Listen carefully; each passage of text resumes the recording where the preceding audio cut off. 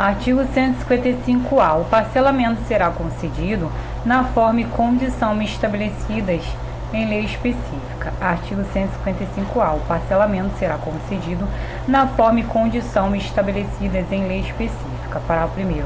Salvo disposição de lei em contrário, o parcelamento do crédito tributário não exclui a incidência de juros e multas. Parágrafo 2º. Aplicam-se subsidiariamente ao parcelamento as disposições desta lei relativas à moratória. Parágrafo 3º. Lei específica disporá sobre as condições de parcelamento dos créditos tributários do devedor em recuperação judicial.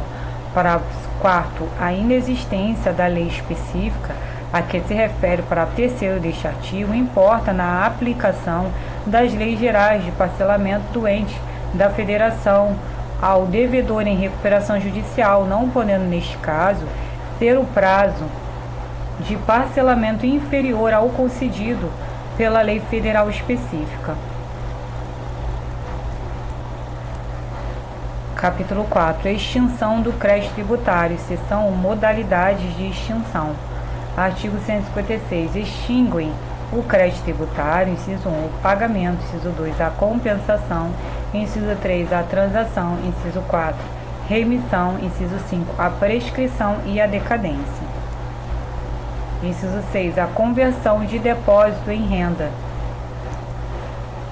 Inciso 7, o pagamento antecipado e a homologação do lançamento nos termos do disposto no artigo 150 e seus parágrafos 1º e 4º. Inciso 8, a consignação em pagamento nos termos do disposto no parágrafo 2º do artigo 164. Inciso 9, a decisão administrativa irreformável, assim entendida a definitiva na órbita administrativa que não mais possa ser objeto de ação anulatória. Inciso 10,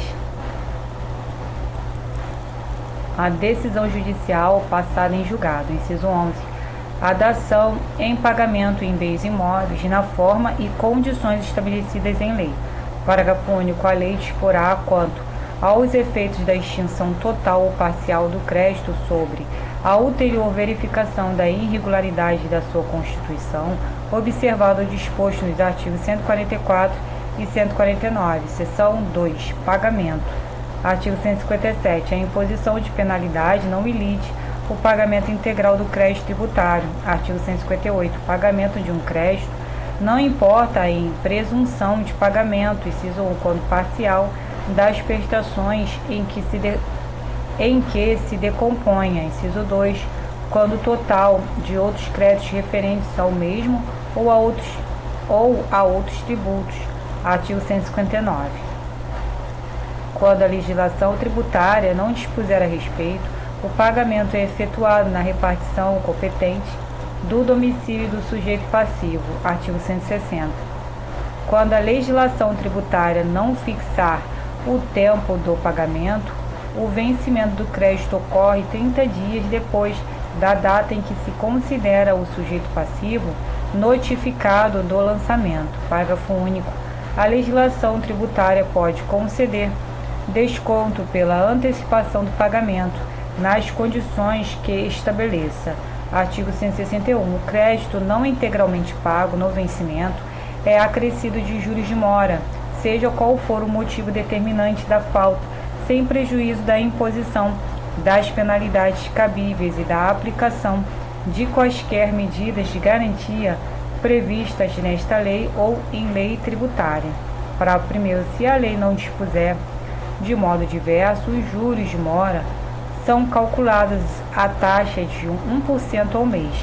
Parágrafo 2º. O disposto neste artigo não se aplica na pendência de consulta formulada pelo devedor dentro do prazo legal para pagamento do crédito. Artigo 162. O pagamento é efetuado, inciso 1, em moeda corrente, cheque ou vale postal. Inciso 2, nos casos previstos em lei, em estampilha, em papel selado ou por processo mecânico. Parágrafo 1º. A legislação tributária pode determinar as garantias exigidas para o pagamento por cheque ou vale postal, desde que não o torne impossível ou mais oneroso que o pagamento em moeda corrente. Parágrafo 2º. O crédito pago por cheque somente se considera extinto como o resgate destes pelo sacado.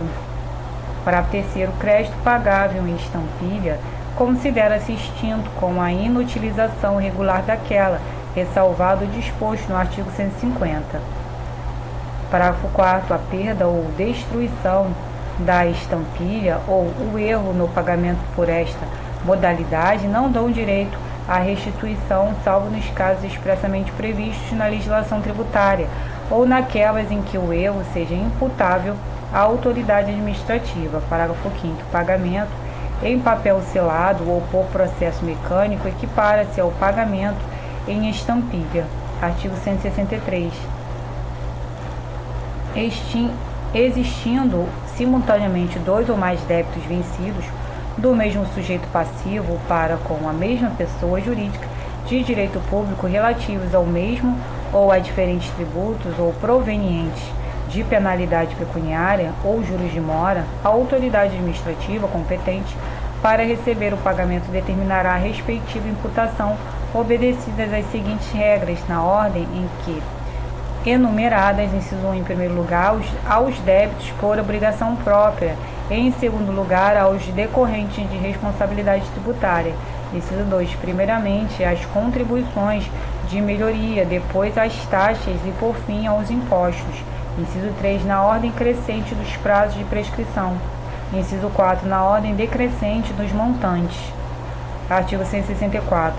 A importância de crédito tributário pode ser consignada judicialmente pelo sujeito passivo nos casos, inciso 1, de recusa de recebimento ou subordinação deste ao pagamento de outro tributo ou de penalidade ou ao cumprimento de obrigação acessória. Inciso 2, de subordinação do recebimento ao cumprimento de exigências administrativas sem fundamento legal. Inciso 3, de exigência por mais de uma pessoa jurídica de direito público de tributo idêntico sobre um mesmo fato gerador.